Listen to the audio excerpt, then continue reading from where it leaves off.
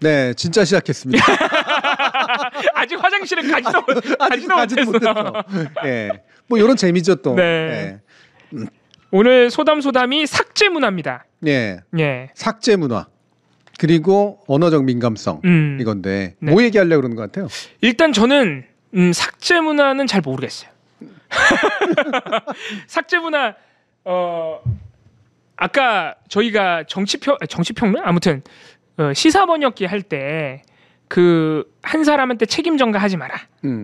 다른 것들을 지워버리는 것이다. 이런 얘기하니까 이거 삭제 문화랑도 연결되는 거 아니에요? 뭐 이렇게 반응하시는 분들도 있던데. 네. 예, 삭제 문화 이거 혹시 그런 거랑 연결되는 겁니까? 그 온라인 환경에 인터넷에 내 정보가 너무 많이 남아 있거나 그러면 그거 다 지워버리면은 마치 내가 깨끗해진 것 같은 느낌이 드는. 아 이거 아닌가 보네. 제가 일부러 물어본 이유가 네. 일반적으로는 취소 문화라 그래요. 우리말로 할 때는.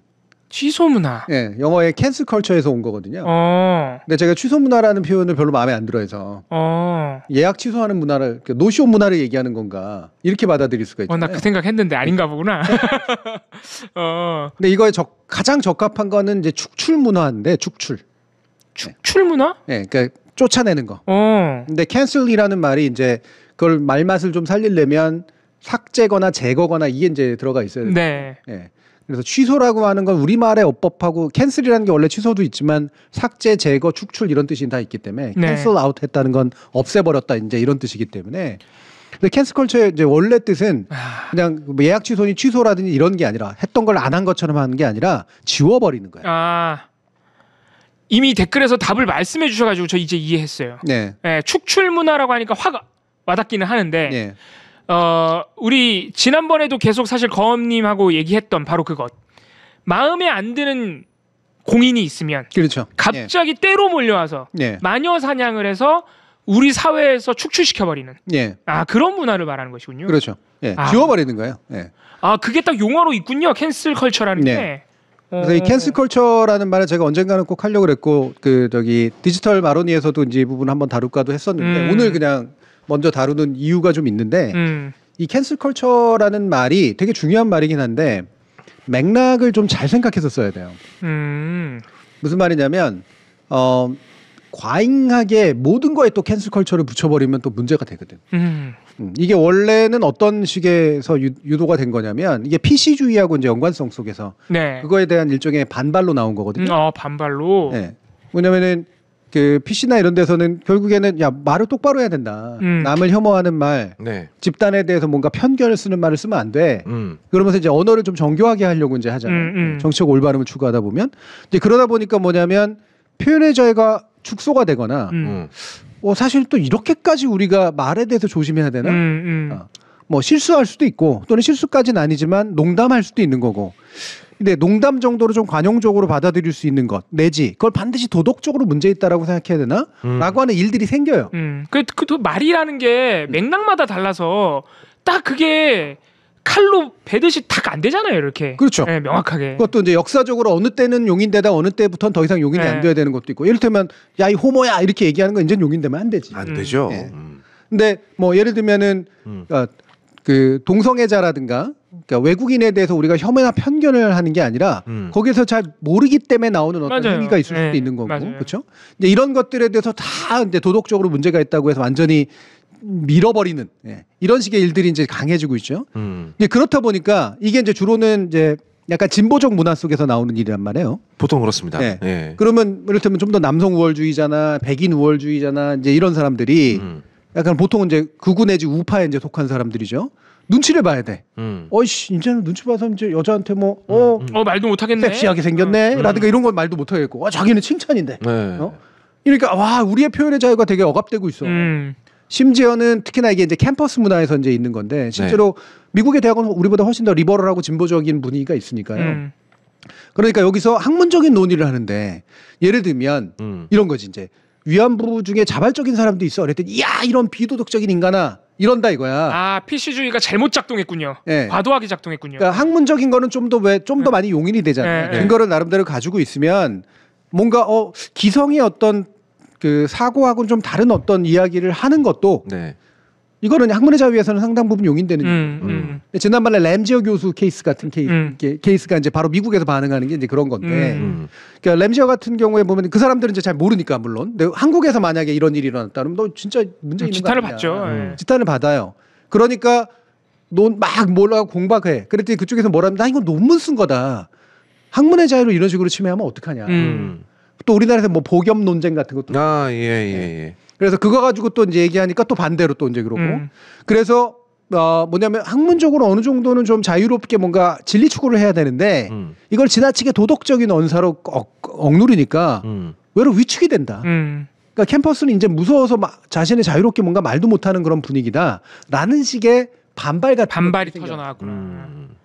그래서 이게 이제 미국적인 맥락에서는 학계나 이런 데서 지나친 약간의 PC주의나 진보적인 언어에서 너무 표현을 강압하는 그런 경향에 대한 비판이야. 그거를 캔슬컬처라고 부르기 시작을 했어. 그러다가 이게 확산이 되니까 이제 뭔가 되게 유명한 사람들한테 딱 몰려가서 너 그런 식으로 발언하면 안 돼.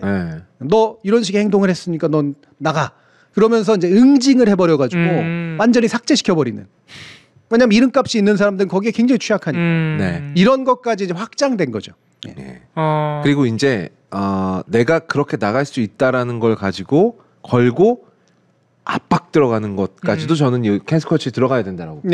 너 이 발언 잘못했는데 내가 너를 위해서 말해주는 건데 그거 조심해. 근데 이렇게까지만 나가도 사실 전 상관없다고 생각하거든요. 근데 문제는 본인의 기준을 명확하게 제시하지 않은 채 강요하는 게 문제예요. 이런 거죠. 너 그런 말은 좀 그래. 뭐가 그런데. 그러니까 이런 거에 대해서 명확한 기준을 본인이 안 갖고 있는데 그냥 나한테 거슬려. 근데 내가 너를 캔슬해버릴 수도 있다라는 걸 은연중에 깔고 얘기를 하는 거예요. 그러니까 이 부분이 그래서 한 번쯤은 다뤄야 된다고 생각한 이유가 두 가지 이유가 다 있어요. 아무 데서나 캔슬컬처라는 말, 취소문화 또는 삭제문화 또는 축출문화에서 아니 정당하게 언어적인 민감성을 살려야 되는데 그러니까 좀 민감하게 그러니까 내 말에 의해서 상처를 받을 사람에 대해서도 어느 정도 민감하게 반응을 해야 되고 그리고 이제는 어느 정도 이 정도는 얘기하면 안 되지 않나라고 도덕적 수준이 올라와 있는 것들에 대해서는 용어를 좀 더 둥글리거나 완화시키거나 정확하게 사용하려고 하는 것이 필요해요. 근데 여기에 대해서도 함부로 야 너는 표현의 자유를 억압하고 있고 말이야 이렇게 얘기하면 안 돼. 그러니까 적절한 비판과 적절한 지적에 대해서 마저 그건 삭제 문화야 하지 마라고 하면 안 된다. 그렇죠. 분명히 그건 극우적 반동에 해당해요. 그거는 극우적 반동이다. 그리고 미국에서는 약간 그런 부분도 있어. 하지만 반대로 어떠냐면 이것이 가지는 위험성에 대해서는 좀 인정할 필요가 있어요. 우리가 지나치게 표현의 자유라고 하는 것들은 언제나 올바르고 도덕적으로 얘기해야만 자유가 주어지는 게 아니거든요. 근데 표현의 자유는 누구도 심지어 거짓말도 표현의 자유에 속합니다. 그걸로 인해서 위해를 가하게 되거나 뭔가 공익에 어떤 문제가 생기면 책임을 질 뿐이지 그것들을 입틀막하진 않아요. 표현의 자유라는 건 원래 그래. 학문의 자유는 마찬가지야. 이게 혹시라도 기성의 어떤 도덕적 사고에 도전하는 일이 있다고 하더라도 해야 돼.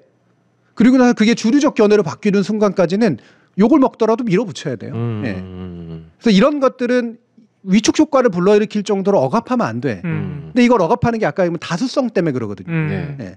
내가 이렇게 몰려가서 내 힘을 인정받는 거야. 그래 너희들 말이야 우리가 떼거리로 몰려가지고 너 욕하면 너 이제 광고도 끊기고 다 끝장나. 맞아. 너 축출할 수 있어. 네가 감히 뭔데 말한 거 잘못했다고 용서를 빌어야지 지금 어디서 지금 머리를 뻗대고 있어. 이런 태도 이건 권력적 태도거든요. 이게 그러면 인터넷 환경과 미디어 업계에서 주로 벌어지는 일이겠네요. 많이 벌어지죠. 왜냐하면 다수성을 순식간에 주면서 압박하려면 인터넷 환경밖에 없고 사실. 그럼요. 가장 편하죠. 할 수 있는 거는. 쉽고요. 그리고 그런 거에 가장 취약한 공인이라 하면 사실 학자나 이런 사람보다는 미디어 쪽에 종사하는 사람, 연예인 뭐 이런 사람이. 그리고 이게 전적이 생겨요. 왜냐하면 내가 미디어 쪽에 종사하고 있는 소위 이제 셀러브리티라고 합시다. 그러면 그 하나가 나한테 얼마나 큰 피해를 끼칠 수 있을지 몇 번 봤거든요. 그러니까 고분고분해져요. 사과를 하죠.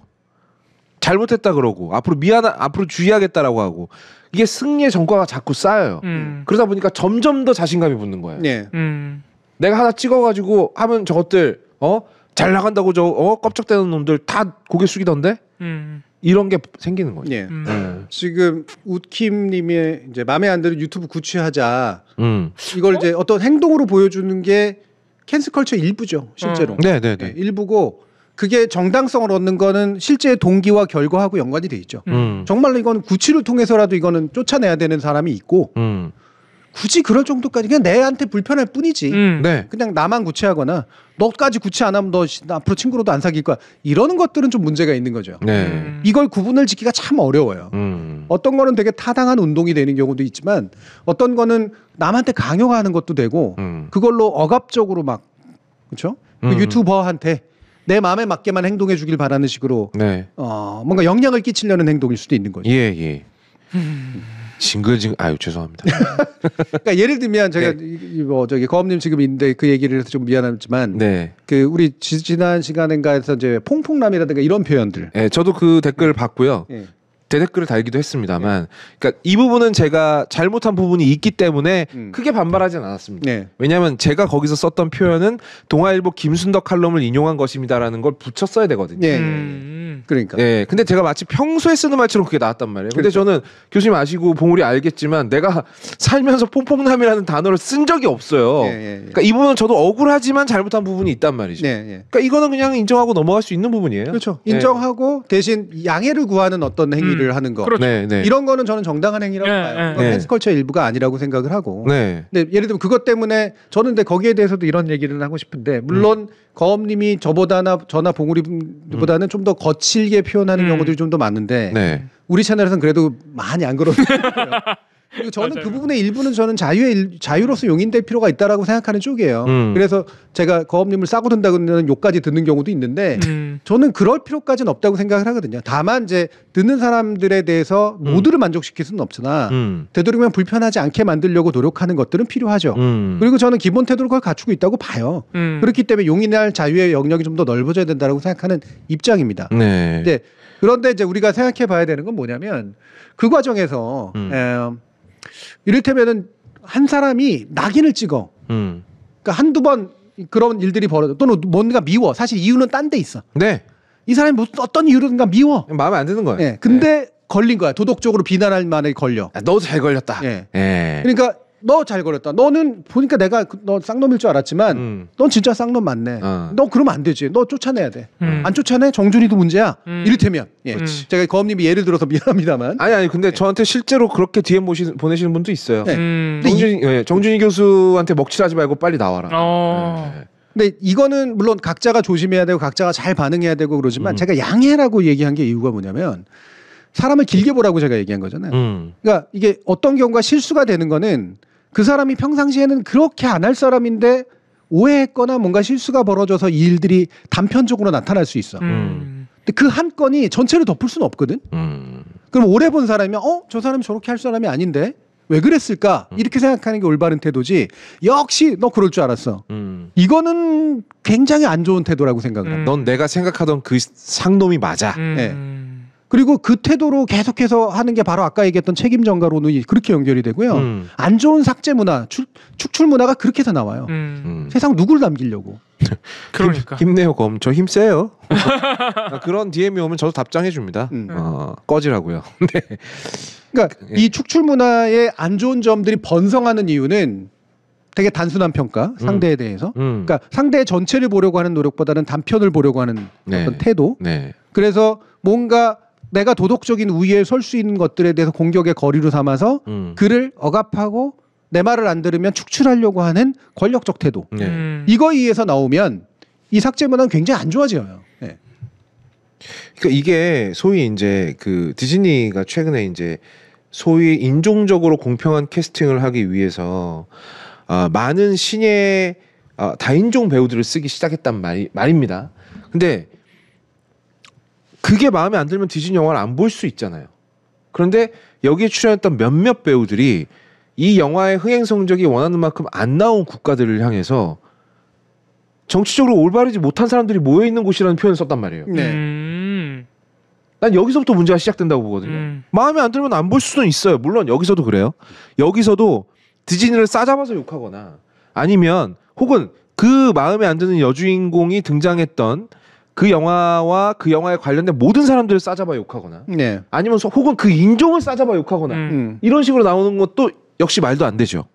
하지만 흥행의 실패를 이놈들이 인종차별주의자들이 모여 있어서 안 된 거야라고 말하는 것 역시 그러니까 이게 계속 혐오 싸움이 돼버리는 거예요. 그렇죠. 네. 그거는 서로 캔슬 컬처를 하고 있는 거지. 그 배우가 실제로 그런 얘기를 했다면 그 배우가 그 나라에 대해서 그 국민들에 대해서 엄청난 모욕을 한 거예요. 그 캔슬 컬처를 한 거죠. 그렇죠. 너네 내가 그럴 줄 알았어. 너네는 인종차별주의자일 줄 알았어. 근데 흥행선적이 이거 봐 이렇게 한 거 아니야. 그게 그렇죠.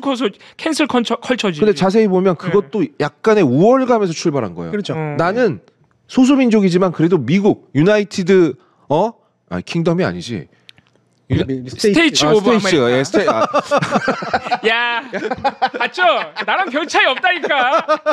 이게 유나이티드로 시작하니까 헷갈려 버리네. 유나이티드 맨체스터. 젠장. 그러니까 나는 미국 시민이고, 난 좀 더 진보된 사람이고, 저열한 것들, 열등한 것들 이런 뉘앙스가 풍겨 버린단 말이야. 그럼 거기서부터는 이건 캔슬 컬처야.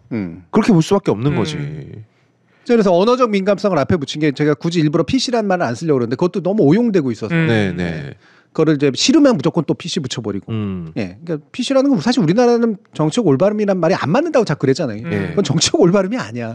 그냥 언어적 올바름이나 도덕적 언어 이렇게 표현하는 게 맞고 정치적이라는 건 미국 맥락에서 나온 거예요. 우리나라에서는 정치적으로 언제나 올바르지 않죠. 정치가 올바르지 않기 때문에. 그렇죠. 정치가 없어 지금은. 그러니까. 지금은 정치가 아예 없어. 실종됐어. 그럼 지금 우리가 얘기하는 이런 뭐 인종차별에 대한 어떤 민감성이나 이런 것들이 우리 현재 정치 상황에서는 주제조차 되지 못해요. 그러니까요. 논의조차 못해 지금. 논의 못해. 지금 뭐 생존이 걸려 있는. 국가인권위원회 위원장 후보 보세요. 그러니까 그런 사람이 나오는데 무슨 정치적 올바름을 어떻게 따져? 이게 되게 이제 중요한 게. 그래서 제가 캔슬컬처에 관련된 논문도 이제 여러 개 읽어보고 그러면서 이제 이걸 어떻게 정리할까. 이게 리버럴들은 당연히 이 말이 자신을 공격하는 데 쓰이면 싫어하고 사실 우파는 또 신났다고 하는데 사실은 캔슬컬처는 다 양면적인 것들이 있는 거기 때문에 물론입니다. 근데 굉장히 괜찮은 논문을 하나 발견을 했는데요. 이 논문이 실제로 이렇게 되게 실증적인 자료까지도 이제 해서 설문조사를 통해서 학계에 대한 설문조사란 건데 재밌게도요. 그 사회가 훨씬 더 진보적이고 리버럴한 문화 변혁을 겪은 나라들은요. 공통적으로 약간 우파적 사고를 가지고 있는 엘리트나 학자들이 위축되고 있다라고 스스로 느껴. 내가 위축되고 있다. 그러니까 이 축출 문화의 희생이 되고 있다라고 느껴. 근데 반대로 아직은 그런 식의 어떤 그 자유주의적 개혁을 겪지 못하는 나라들 있잖아요. 거기서는 진보적인 사람들이 보수 꼴통에 의해서 억압받고 있다고, 다시 말하면 이 축출 문화에 희생되고 있다고 느껴. 다 같은 온라인 상황에서요. 이 얘기는 뭐냐면 정말 단순하게 얘기하자면 뭐냐면 그 나라의 지배자가 누구냐에 따라서 또는 지배적 문화가 뭐냐에 따라 가지고 결국은 다수성을 발휘하고 있다는 얘기야. 야, 그러면은 엄밀하게 말하면 정치적 올바름이 기준이 아니라 아니죠. 누가 권력을 가지고 누가 다수가 되어 있느냐가 문제네요. 그렇죠. 그리고 그 나라가 성성하고 있는 정서의 문제이기도 하네요. 그렇죠. 와, 그러면 우리나라는 뭐예요, 교수님? 그러니까 우리나라에서는 지금 이게 되게 혼재되어 있는데 우리나라는 아직도 어떤 나라냐면 학계가 그렇게 진보적이거나 리버럴하지도 않거든요. 아직도? 일반인들도 그렇습니다. 문화계도 마찬가지예요. 물론 일부 이제 여성주의라든가 이런 쪽에 진전된 면이 있죠. 다른 어떤 전반적인 어떤 사회의 진보성보다는 약간의 여성주의 쪽이 약간 더 진보성의 목소리가 더 크게 나왔어. 왜냐하면 최근에 어떤 진보주의는 여성주의에 기반을 둔 또는 생태주의나 이런 것들이 좀 더 끌고 가는 면이 있으니까. 맞아요. 그러니까 그게 더 눈에 띄어요. 근데 이건 성별로 대립시키기가 되게 좋거든. 너무 좋죠. 그러니까 여기에 대한 반발이 먼저 표면화된 거야. 맞아요. 그런데 나머지 것들은 그렇게 우리가 맞아. 그렇게 막 이렇게 뭐가 자유화돼 있고 진보화돼 있고 이러지 않거든요. 그러니까 이거를 캔슬컬처의 관점에서 얘기를 해보면 오히려 여전히 억압당하고 있는 건 사실은 여전히 또 여성들이고 또 여전히 장애인들이고 맞아요. 여전히 외국인들이고요. 여전히 예를 들면은 그 우리 위안부 할머니들이에요. 맞아요. 여전히. 근데 되게 재밌습니다. 현 정부 보세요. 한쪽에서는 진보적이지 못하다라는 이유로 누군가를 추출해내는데 사회 구조는 전혀 바뀌지 않았다는 거잖아요. 그렇지. 더 최악 아닙니까? 근데 따지고 보면 우리나라에서는 그 미국적 맥락의 그 삭제 문화를 말씀해 주셨는데 우리나라는 누군가를 축출하는 문화 자체는 엄청 많은데 그게 정치적 올바름이나 진보적이지 못하다는 이유로 축출하는 게 아니야. 그것보다 훨씬 저급한 이유로 쫓아내요. 그렇죠. 뭔가 그냥 도덕적으로 조국 의원 같은 경우에도 그렇지. 너도 그 봐 결국에는 자식 좋은 대학 보내려고 꼼수 썼네. 그러니까 이런 이유로 물론 이것도 아주 몇 단계 거치면 진보성과 연결이 되긴 하지만 그러니까 한마디로 그냥 도덕적 문제잖아요. 완전 무결한 성인이 아니라는 맞아, 그런 이유로 쫓아내고 있는 거예요. 너 보니까 어디 흠이 있네. 그럼 꺼져. 넌 그러면 당해도 아무 할 말이 없는 거야. 라는 식으로 몰아가거든요. 그러니까 교수님이 말씀하신 대로 우리나라는 아직 사실은 문화적으로나 학문적으로나 진보적인 단계를 거치지 못한 거예요, 사실 아직도. 진보 개혁적인 단계를 거치지 못했다는 거죠. 아직도 그 단계를 그러니까 미국 수준까지 못 간 거죠. 그러니까 어떤 것들이 억압돼서 축출되는 쪽에 가까우냐를 가만히 여러분들이 한번 쭉 살펴보시면 이게 균일하지가 않아요. 그래서 어떤 부분에서는 예를 들면 젊은 남성들은 그렇게 느낄 수도 있어. 내가 막 표현하고 있는 것들에 대해서 너무 지나치게 막 하나하나 너는 나쁜 놈이야라고 얘기하고 있는 것 같아. 그렇게 느낄 수 있는 부분이 저는 있을 것 같아요, 분명히. 네, 있어요. 그다음에 성적인 농담이나 이런 것들도 저는 상당 부분은 자유의 영역에 있어야 된다고 생각을 하는데 다만 그거를 불편하게 생각하는 사람한테 성추행에 가깝게 얘기한다? 이건 안 되지. 그럼요. 그런데 이제 거의 모든 면에서 막 되게 표백시키려고 하는 거 이런 태도는 있어. 그런 것에서 느낄 수 있어요. 하지만 가만히 보시면 여전히 차별적인 언어가 훨씬 많고요. 맞아요. 예를 들면 뭐 동성애에 대해서 좀 약간 안 좋은 발언을 했다고 축출당한 인간이 있어요? 그러니까 오히려 우리나라는 동성애 혐오하는 사람이 지금 공직으로 올라가 막. 오히려 막 약간 동성애에 대해서 약간 우호적인 발언했다고 축출당한 목사는 있어요. 네. 아예 퇴교를 당했어요. 그 퇴교가 아니고 뭐라 그러지? 출교라 그러나? 출교. 퇴교는 학교지. 학교. 에이 무시다. 맞아. 그러고 보니까 이거 그러니까 잘 생각해야 돼. 우리나라 아직 한참 먼 거예요. 동성애를 보호해야 된다고 말한 목사가 출교를 당해. 아직도 우리나라는 그런 나라인 거예요. 그렇지. 의식이 거기에 머무르고 있는 거예요. 맞아.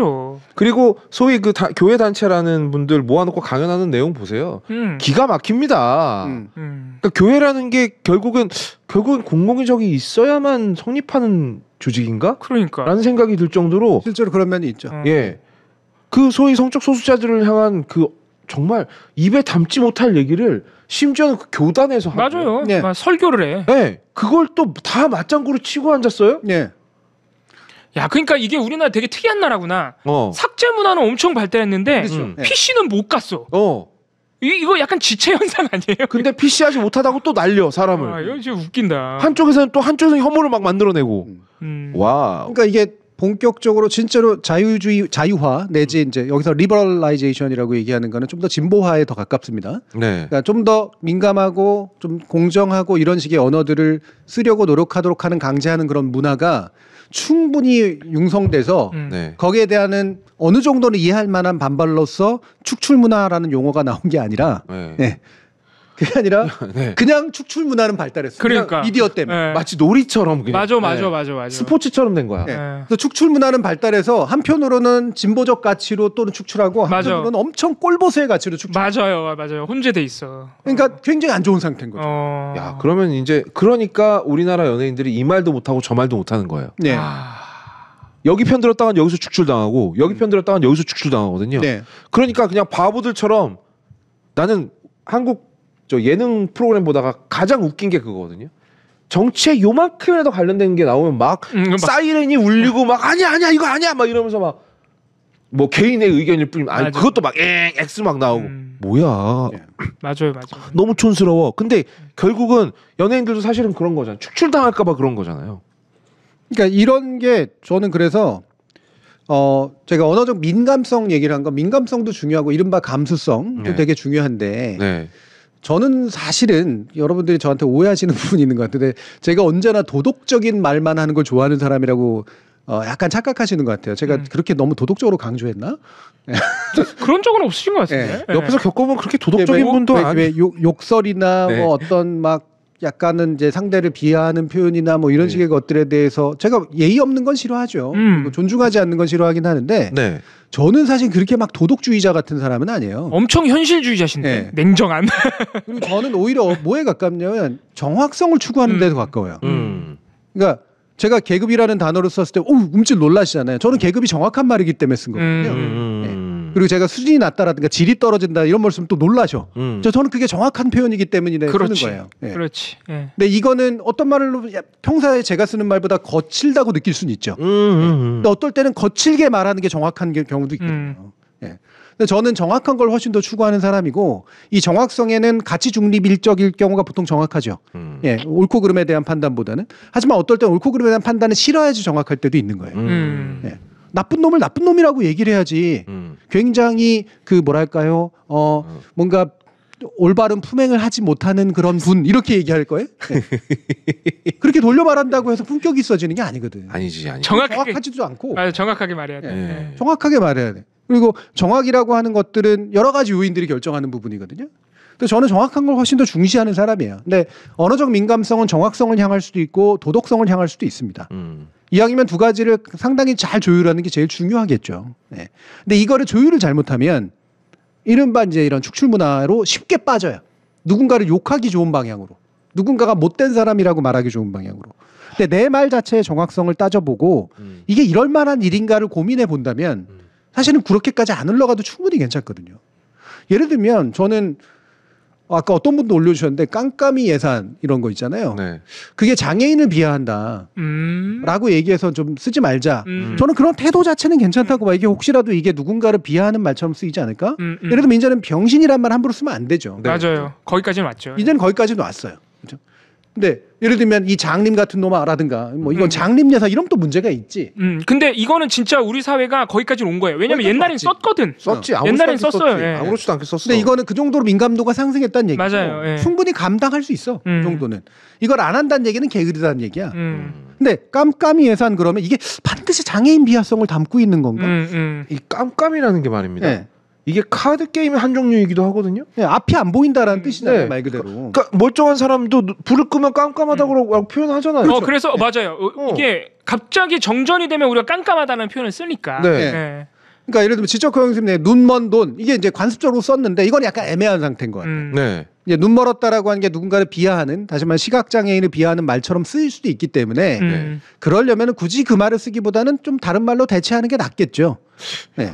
예를 들면 맹목적 이런 것도요. 예, 맹목적이라고 하는 건 저는 사실은 그렇게까지 나쁜 말이라고 생각하지 않아요. 예. 이거는 맹목적이라는 말을 했을 때 그 맹목이라고 하는 게 이른바 장애인을 비하하거나 시각장애인에 대해서 뭔가 혐오적 표현으로 쓰인 건가? 그렇죠. 일단 외눈박이가라는 말 이런 말은 저는 이것도 약간은 표현의 자유 영역 안에서 왔다 갔다 하고 있는 말이라고 생각합니다. 이건 학술 용어까지는 또 아니기 때문에. 맞아요. 네. 그래서 이거는 저는 허용 범위 안에 있다고 생각해요. 네. 근데 실제로 왜냐하면 외눈박이라는 게 실제로 외눈이 있어요? 없죠. 외눈박이 없어요. 도깨비 옛날에 그 전래동화에 나오는 거 가운데 눈이 박혀 있는 걸 말하는 맞아요. 건데. 네. 그러니까 이를테면 애꾸눈이라는 표현이 있을 수 있죠. 네. 한쪽만 이제 잃은 거예요. 근데 외눈박이라고 해서 외눈박이는 그냥 진짜 눈이 하나인 거거든. 네. 그런 사람은 없습니다. 없단 말이에요. 실존하지 않는다고. 그러니까 이거는 실존하는 장애인에 대한 비하적 표현으로 전도될 가능성이 사실 되게 적은 용어거든요. 그렇죠? 그러니까 이런 말들은 사실은 글쎄 굳이 그렇게까지 막 피해야 되나? 라고 저는 생각을 해요. 그거는 우리의 도덕 수준이 어느 정도까지 오면 그것까지도 뭐 맞아요. 문제는 아니라고 생각한다라고 하는데 올라갈 수도 있겠죠. 근데 이런 식으로 모든 것들을 다 해서 마치 이제 쫙 나오면 자 이번에 어떤 걸 캔슬 시킬까 그러면서 쫙쫙 줄 긋는 방식이 되는 거.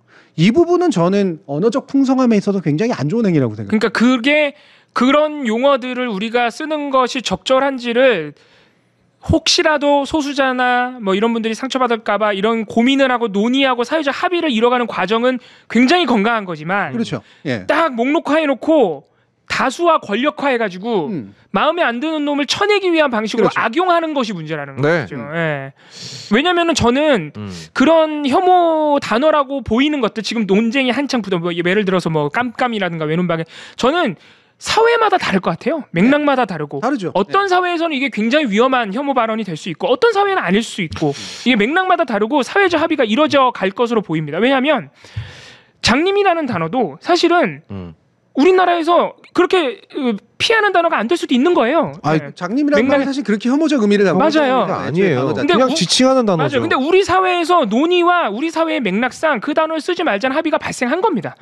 그리고 저는 그게 인권적으로 진보라고 봐요. 근데 그게 사회마다 다르기 때문에 그런 걸 논의하는 과정은 굉장히 건강하다고 봐요. 저도 외눈박이는 써도 된다고 보지만 어떤 분들이 그거 아닌 것 같다고 하면 충분히 논의할 용의가 있습니다. 그렇죠. 예. 그게 그런 건 건강한 거고 예. 저는 만약에 제가 반대하는데 우리 사회에서 어떤 큰 사건이 발생해서 외눈박이를 쓰지 말자는 그 합의가 갑자기 발생해. 저는 거기에 내가 동조해야 된다고 봐요.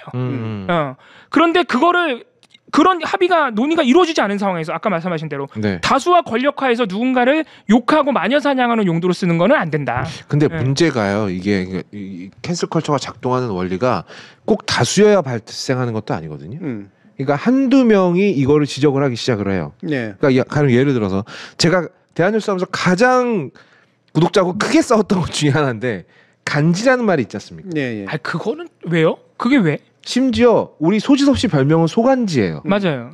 저는 이 말은 이미 한글화됐다라고 생각해요. 그렇지. 간지라는 말은 일본어로 느낌이라는 뜻입니다. 근데 우리는 어떨 때 쓰죠? 멋으로 쓰잖아요.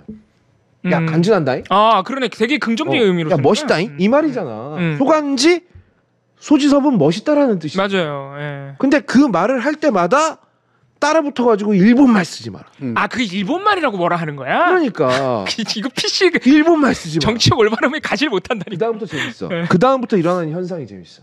그래서 내가 한번 정색을 했어요. 나는 간지라는 말이 일본어라서 쓰고 있는 게 아니다. 일본어의 뜻을 가져와서 쓰고 있는 게 아니야. 이미 우리 안에서 체화된 한글화된 뜻을 쓰고 있는 거야. 한국어환. 네, 한국어화된 말을 쓰고 있는 거야라고 했잖아요. 근데 여기서부터 이제 이렇게 되는 거죠. 나뉘는 거예요. 야, 그래도 간지가 일본어인 건 팩트잖아. 쓰지 마. 안 쓰면 될 일 아니야. 이렇게 나와버리는 거예요. 그러니까 이제 그런 것도 이제 그 좀 안 좋은 삭제 문화로 가는. 맞아요. 그거는 그 약간의 낌새가 보이는 단어. 맞아요. 네. 그런 것 같아요. 예. 네. 그러니까 이런 게 말 그대로 논의해보자. 오케이 좋다. 나는 논의하는 건 좋다라는 태도면 돼. 네. 네. 그렇다면 그게 어느 정도 가가지고 사실 저는 우리가 일본어에 대해서 지나친 어떤 민감성을 가지는 건 네. 약간 이제는 컴플렉스의 표현이라고 생각을 하는데 지금 더 이상 그럴 필요까지는 없다고 네. 생각을 하거든요. 오히려 전 영어 남발하는 게 더 싫어요. 너무 싫어 진짜. 이상한 영어 가져와가지고 남발하고 이러는 게 더 싫다고. 그러니까 우리가 예전에 못 배웠을 시절에 못 먹었을 시절에 일본의 어떤 문화 속에서 식민지 문화에서 벗어나지 못했던 시절에 그냥 어른들 머릿속에 남아있는 네. 생각 없는 그것도 약간은 좀 뭐랄까 이렇게 좋지 못한 맥락에서 쓰는 일본 말들. 네. 그렇죠? 이런 것들을 좀 몰아내려고 노력한 거 이건 좀 필요하다고 생각해요. 예. 근데 지금 같은 경우에는 사실은 어느 정도의 외래어성도 좀 인정을 할 필요가 있는 거고. 예. 근데 외래어화 되지도 않은, 다시 말하면 한국어화 되지도 않은 수많은 외국 단어들 신나가지고 무슨 남발해놓고 이게 마치 무슨 전문 용어처럼 사용되지 않습니까? 유독 일본어만에 대해서만은 그런 식으로 반응하면 내가 막 되게 뿌듯한 민족주의자가 되는 것처럼 하는 방식. 저는 이제 그것도 그렇게 올바른 건 아니라고 생각을 해요. 아 근데 그거는 약간 무지에서 오는 것 같아요. 왜냐하면 무지에 의한 삭제 문화야. 왜냐하면 우리가 물론 되게 과도한, 그러니까 불필요한, 아까 말씀하신 우리 대통령이 자주 쓰는 영어, 막 이런 것들은 사실 안 하는 게 맞잖아요. 안 하는 게 맞지.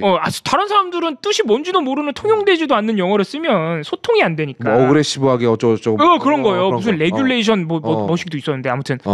근데 그게 아니라 간지는 말씀하신 대로 거의 우리나라 말처럼 돼 있어 이미. 그래요. 통용이 돼. 누구도 스매끼리라는 말을 요즘에는 안 써요. 손톱깎이라고 하지. 네.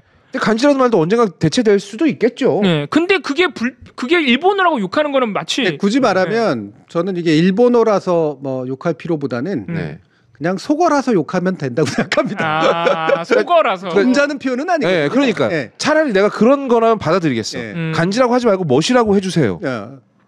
왜냐하면 간지는 속어니까. 근데 냅다 들어와 반말을 하면서 거봐 일본어 좀 쓰지 마라. 이래버리면. 그건 시비 거는 거. 이거는 시비 거는 거잖아. 삭제 문화도 아니야. 시비야 시비. 생 시비잖아. 근데 거기 밑에 그 갑질의식이 깔려 있다. 그러니까 예를 들면 요즘에 저는 오늘도 나오면서 이제 저 TV를 봤는데 플러팅이라는 말을 진짜로 이제는 뭐 한국어화해서 쓰더라고. 근데 플러팅이 정확히 뭐예요? 꼬시는 거예요? 이것도 사실 영어로 보면 굉장히 속어에 속하는 말. 속어예요? 제가 이제 한번 없을 때 얘기했었나? 플러팅이라는 말은 말 그대로 들이대고 껄떡대는 걸 말하는 거예요. 네. 이게 시트콤 같은 데서 보면은 많이 나오는 단어거든. 진짜. 그러니까 너 여자친구 프렌즈라는 시트콤에서 보면 나와요. 남자친구 여자친구가 있는데 야 너 얘가 없는 동안 얘가 피자 배달원한테 껄떡댔어. 플러팅했다라고 얘기해. 정확하게. 그래. 아 이거는 그러면 뭐 꼬시기, 유혹 이런 거보다도 더 나쁜 거네. 아니야. 그러니까 대충 뭐 썸 탄다라는 식의 것의 대체어처럼 막 누군가에 대해서 약간 살짝 어떤 유혹하는 그것도 약간 귀엽게 유혹하는 걸 플러팅이라는 식으로 얘기하는데 이거를 제가 왜 이렇게 얘기하냐면요. 그게 정확한 영어도 아닐 뿐더러 그것 때문에 누군가하고 얘기할 때 외국 사람을 얘기하다가 내가 너 플러팅한다 이러면 큰일 나겠는데 그럼? 큰일 난다고. 나 얼마 전에 예능에서 진짜 웃긴 자막 봤는데 고급스러운 플러팅. 플러팅은 애초에 고급스러울 수가 없잖아. 뭔 개소리야 이게. 아 그러니까 이런 게 그러니까 우리가 삭제 문화에서 조심해야 되는 게 이런 거는 지적을 해야 되는 거예요. 플러팅 같은 말을 쓰지 마세요라고 하는 거는 삭제 문화가 아니야. 뜻을 알고 적절한 씁시다. 지적이야. 정확하지가 않는 정확하지가 않으니까 굉장히 문제를 남기거든. 맞네. 보면 되게 추근된다 정도면 얌전한 거예요. 플러팅은 성추행에 가까운 행동들. 진짜? 심지어는 어떠냐면 이런 거 있잖아요. 지금 우리가 또 착각하는 게 외국 사람들은 외국 남자들은 다 여자한테 점잖고 이런다고 생각하는데. 헤이 이탈리아 가보세요. 페미니즘이 외국에서 그렇게까지 급속하게 발달한 이유가 뭐냐면요. 너무 마초이즘이 세서 그래요. 특히 미국. 한국도 한때 마초이즘은 물론 셌지만 우리는 전반적인 문화적으로 보면 얌전한 문화잖아요. 대단히 정말 추악할 정도로 마초이즘이 센 나라는 아니거든요. 일부 군대라든가 이런 데서 이제 그런 부분들이 있어서 그렇지. 근데 예를 들면 지금도 아직도 미국이나 이탈리아나 이런 데 가보시면 그 여성을 성적으로 희롱하는 행위가 굉장히 일상적입니다. 막 그냥 지나가기만 해도 막 소위 말하는 추파도 되게 얌전한 나라인데 그렇죠. 추파를 던진다 그러더라고요. 그냥 지나가기만. 이탈리아 남자들은 대놓고 찝어서만 합니다. 그래서 오늘 나랑 한번 자야 되지 않겠어요? 그렇지. 뭐 이런 식의 얘기가 거의 이런 식으로 한다 그러더라고. 이건 진짜 무식한 행동이거든요. 물론 그 문화권에서는 아직도 용인이 되는지 모르겠습니다. 근데 그거를 또 이제 우리 그 여성들이 잘못 받아들이고 내가 잘생긴 이탈리아 남자가 나를 유혹했다라고 또 착각을 하시는 경우인데 그거는 우스워 보여서 하는 거예요. 우스워 보여서 쉽게 말하면. 아 맞아요. 캣콜링이라고 부르더라고. 캣콜링. 그리고 심지어는 미국에는요 동양인 여자들을 지칭하는 단어가 따로 있어요. 옐로우 택시라고. 되게 비하하는 말이구나. 엄청 비하하는 말이죠. 그러니까. 그러면은 플러팅이 혹시 캣콜링에 가까운 그런 수준인 거예요? 그럼요. 그런 거구나. 왜 이렇게 잘못 쓰이고 있어요 한국에서? 왜 이런 거야? 그러니까 이게 어디서 그냥 영어니까 영어에 대해서 우리는 대단히 무방비 상태고 뭔가 거기에 대해서 우리말로 적합하게 유혹이라는 말은 또 너무 어려운 말 같고 그렇죠. 거기에 적합한 단어가 없어 우리나라 말에. 템테이션 뭐 이런 거 쓸 수는 없으니까. 그러니까 적합하게 적당히 왜 선을 넘지 않으면서도 상대를 살짝 유혹하는 일상어가 없는 거야. 우리나라는 연애가 이렇게까지 이제 만연하지는 못했던 나라이기 때문에 근데 그러다 보니 어디선가 누군가가 쓴 말을 가져온 거야. 근데 이게 부담 없이 쓰기 좋거든. 너도 모르고 나도 모르고 뜻은 정확히 모르니 대충 우리 머릿속에 있는 개념을 갖다 그냥 그 단어에 딱 꼬라 박는 거죠. 이거 우리 해시TV에서 플러팅 쓰지 말기 운동해야겠다. 이거 심각하네. 왜냐면 약간 도어 스태핑 갑자기 너무 딴 얘기긴 한데 도어 스태핑하고 되게 비슷한 사례라는 느낌이 들거든요. 근데 도어 스태핑을 저는 개인적으로 우리 교수님과 함께하는 해시TV에서 맨 먼저 도어 스태핑이 문제 있다고 얘기했다고 생각합니다. 개인적으로 방송에서는. 맞아. 우리가 제일 먼저 얘기했죠. 근데 그 다음에 그냥 우연의 일치인지 모르겠는데 도어 스태핑이라는 용어 뜻이 잘못됐다는 보도도 좀 많이 나왔어요. 그래서 심지어 아직도 쓰는 매체들이 많긴 한데 줄어들긴 실제로 줄어들었어. 그래서 운동을 해야 돼 이런 거는.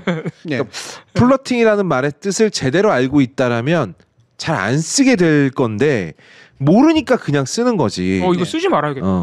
그러니까 이런 게 이제 이런 게 민감성이에요. 그리고 이런 게 정확성을 필요로 하는 거죠. 그러니까 굳이 다른 단어를 그냥 적합한 단어 뭐 어떤 만들든가 대체하면 되는데 그냥 대충 가져와 놓고 이거는 용인되고 딱 들어보니 일본어 같은 거는 되게 수준 낮아가지고 또는 반민족적이어서 무시해야 되고 하고 이 이중잣대 자체는 답을 해야 돼요. 그렇죠. 만약에 일본어 중에서도 플러팅처럼 잘못 쓰는 게 있다면 뭐라 해야지. 지적해야지. 근데 그런 것도 아니잖아. 예를 들어서 간지 같은 거. 그래. 그러니까 간지라는 말은 그냥 느낌으로 해석해도 뜻이 통하거든요. 야, 너 간지난다. 너 느낌 있다? 또 맞아. 하는 말이잖아. 근데 플러팅은 완전히 잘못 쓰이고 있는 말 중에 하나고 고급스러운 플러팅이라는 단어 이제 기겁을 했는데 와 고급스러운 플러팅. 근데 저도 지금 처음 알았어요. 그래? 플러팅이 그렇게 나쁜 뜻인지. 그래서 이제 이게 언어적 민감성은 필요한 태도나 그건 언어적 정확성 내지 적정 수준의 도덕성을 향한 민감성이어야 되지 누군가를 축출하고 삭제하기 위해서 쓰는 이 뭔가 망치 같은 어떤 태도가 되어서는 안 된다. 이제 이렇게 얘기를 한 거고요. 근데 또 걱정되는 게 그러니까 제가 이제 다른 방송도 많이 나가지 않습니까? 그럼 다른 방송에서 같이 방송하던 방송인들이 습관적으로 쓸 거 아니에요. 그럼 그때마다 내가 정색이라고 그걸 규정을 해줘야 되느냐?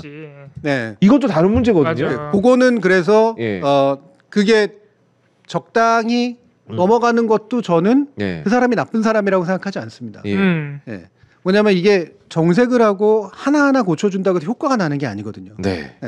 필요할 때 지적을 해주거나 필요할 때 분위기를 만들어주는 게 훨씬 낫지.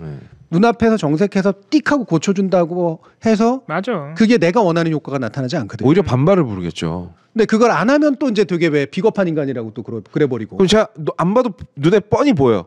제가 다른 방송에 나가서 이 단어를 다른 사람이 쓰는데 가만히 있었다. 그러면 저거 봐봐. 저 해시TV에서는 저 잘못된 얘기라고 했으면서 왜 여기선 가만히 있냐? 이럴 거거든.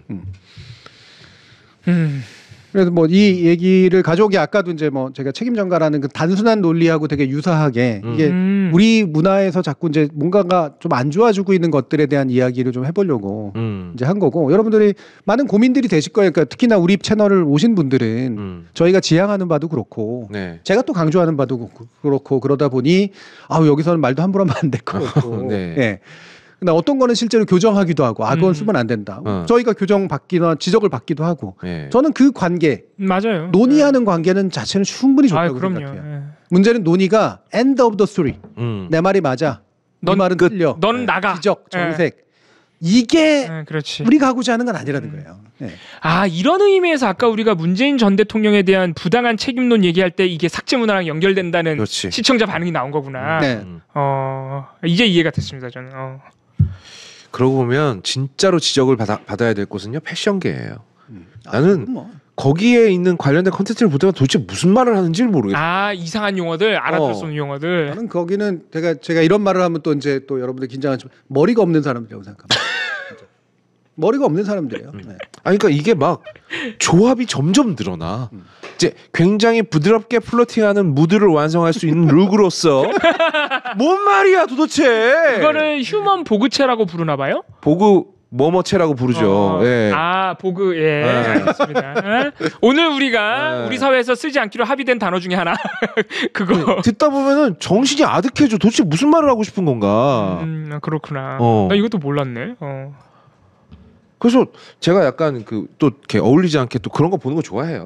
남들 옷 입는 거, 뭐 신발 신는 거 이런 거 보는 거 좋아하기 때문에 가끔 보면은 정신이 나가버릴 것 같아. 무슨 말을 하고 있는 거야? 그게 자신들의 그 패션계라고 부르는 계에 있으면 그 영향을 너무나 받기 때문에 그리고 패션계라고 하는 게 가지는 산업의 특성이 제가 여러 번 하지만 허영의 산업이거든요. 맞습니다. 패션계라는 게 유행의 산업이고 허영의 산업이기 때문에 제가 나쁜 의미로 하는 게 아니에요. 그러니까 되게 날아다니는 산업이에요. 그러니까 실제로 옷 한 벌이 그렇게 비쌀 리가 있어? 없죠. 아무리 옷감 좋다고 해서. 허영이야. 그러나 그 허영이 경제학적으로 반드시 나쁜 게 아니에요. 맞아요. 산업이 그러니까 디자인에 대한 미감에 대한 어떤 높은 가치를 부여하는 거지. 그런데 이게 오래 갈 수가 없거든. 유행이니까. 그러니까 명품이 그렇게 싸게 팔리는 거예요. 시간이 지나면. 그러니까 이게 산업의 특징이야. 그래서 이 허영성에 의해서 영향받는 바가 분명히 있어. 근데 문제는 뭐냐면 이 법률 용어하고는 다른 게요. 법률 용어는 정확하기 위해서 쓰는 거예요. 전적으로. 물론 그걸 가지고 제가 또 험한 말 쓸까? 약호 죽이기 위해서 남을 기죽이기 위해서 쓰면은 그거는 권위죠. 잘 못 알아듣는 말만 골라서 되게 길게 늘려서 써가지고. 또 우리 대통령 생각나네. 근데 법률 용어는 그 나름의 이유로 정확하기 위해서 쓰는 겁니다. 이게 상당히 정교해요. 패션 용어 정확한가요? 말도 안 돼. 오히려 뜻을 더 흩어놔요. 대중적으로 소통이 안 되는 건 당연히 말할 것도 없고 그건 법률 용어하고 똑같고. 근데 이게 원래 전문 용어가 가지는 특징이거든요. 근데 패션 용어는 특히나 적어도 전 우리나라에서 쓰이는 패션 용어는 상당히 정확함을 추구하는 용어도 아니라고 봅니다. 여기저기 외국에서의 패션 용어들을 가져와서 그냥 이른바 트렌디하게 유행에 맞게 그냥 섞어 쓰는 것일 뿐이죠. 그럼 대중하고 당연히 소통이 안 되지. 근데 법률 용어는 진짜 정확성과 정확성을 위해서 쓰이는 말이지만 우리가 일상생활에서 쓰면 잘 모른다는 게 확실한 게 기사나 이런 데서 보면 어려운 법률 용어, 전문 용어 톡 튀어나오잖아요. 그거를 그냥 네이버에만 검색해봐도 바로 뜻을 바로 이해가요. 그렇지. 그만큼 정확하다는 거야. 그렇죠. 왜냐면은 해석만 되면 바로 맞아요. 그게 거지. 엄청 법률 용어 사전이라고 네이버에 보면 그냥 바로 나오잖아요. 거기 보면 막 사례도 나와. 그러니까 너무너무 정확한다는 거죠, 사실은. 맞아요. 그러니까 이런 거를 어려운 말로 코드화되어 있다. 코드화되어 있는 건 겉보기엔 굉장히 어렵지만 논리적으로 굉장히 완벽한 짜임이 있어서 그 코드의 세계 안으로 들어가면 전혀 문제가 안 됩니다. 오히려 그렇게 해야 효율적으로 표현할 수 있어요. 그래서 판사들의 결정문을 보고 이게 뭐냐 이렇게 얘기하면 일부는 맞는 말이지만 왜냐면 그걸 대중한테 얘기할 땐 그렇게 얘기하면 안 되니까. 하지만 판결문이 가지는 논리적 정합성은 분명히 그 용어와 용어 사이 연결고리 때문에 생기는 거거든요. 네. 그걸 함부로 무시하면 안 돼요. 저는 이런 무시는 무식해서 하는 용감함이라고 생각을 해요. 제가 늘 주장하지만 전문 영역의 독자적 논리에 대해선 잘 모르는 사람들이 함부로 평가하지 마세요. 예, 그건 그렇게 하면 안 됩니다. 다만 그걸 가지고 들고 와서 나는 의삼네, 변호삼네 네. 하면서 남한테 사기치는 놈들이 있죠. 그건 욕해야지. 욕해도 되고 무시해도 되고 비웃어도 됩니다. 정말 그런 거 보다 보면은 정말 모든 패션 유튜버들이 다 쓰는 말이 있어요. 뭐 데일리 뭐 이런 거잖아. 근데 이게 한글 문장 안에 영어 단어가 하나 들어가면 되게 저는 우스꽝스럽다고 생각하거든요. 네. 이 백은 굉장히 트렌디하게 하지만 데일리하게 매치하기에 좋습니다. 다 영어야? 트렌디와 데일리가 맞아? 그나마 네. 겁이 있는 건 다 알아듣겠어. 나 알아듣겠는데? 거기까지 볼까? 매일매일 맞춰있기 좋아요. 좀 더 봐야겠다. 아직 내가 체화를 못했네. 근데 교수님께서 법률 용어 그리고 그 판결문의 논리적 정합성을 이해가 안 간다는 이유로 너무 무시하지 말아라는 얘기가 갑자기 그 얘기하시니까 확 생각나는 게 오히려 판결문에서 논리적이지 못한 억지를 부리면요. 네. 그런 판결도 있잖아요. 최근에 제가 갑자기 이화영 전 부지사 판결이 생각나는데 네. 오히려 그런 너무 이상한 얘기를 판결문에 끼워 넣으면 전문 용어가 하나도 등장하지 않아요. 네, 갑자기 쉬운 말을 해요. 그 판결문에 보면 김성태 전 회장이 그런 중견기업을 운영하는 사람이 주가 조작 같은 위험한 일을 할 리가 없다. 갑자기 너무 일상 용어가 튀어나와. 왜 그런지 알아요? 왜 그럴까요? 꾼들끼리 보기에는 쪽팔리거든. 그러니까 꾼들한테 얘기하는 게 아니야. 다시 말하면 전문가들한테 얘기하는 게 아니라 언론한테 얘기하고 대중한테 얘기하는 거야. 그러니까 갑자기 일상용어 병문이 돼버리지 그러니까. 그래서 그게 판결문이 그 법조인들 사이에서도 뭐 이런 판결문이 다 있어? 그렇죠. 뭐 이런 말을 써놨다라는 평가가 나온다 그러더라고요. 네. 제가 지난번에도 잠깐 읽어드렸던 거 그 검찰 공소장. 맞아. 공소장. 맞아. 그게 누구한테 얘기하는 판사한테 얘기하는 거겠어요? 그럴 필요가 없지. 네. 꾼들끼리는 뻔히 더 쉽게 얘기할 수 있는데. 진짜 그러니까 확 이해가 가네. 네. 오히려 판결문에서 너무 말도 안 되는 얘기는 전문 용어가 안 들어가 오히려. 그렇습니다 진짜. 어쨌든 네. 또 시간이 네. 예.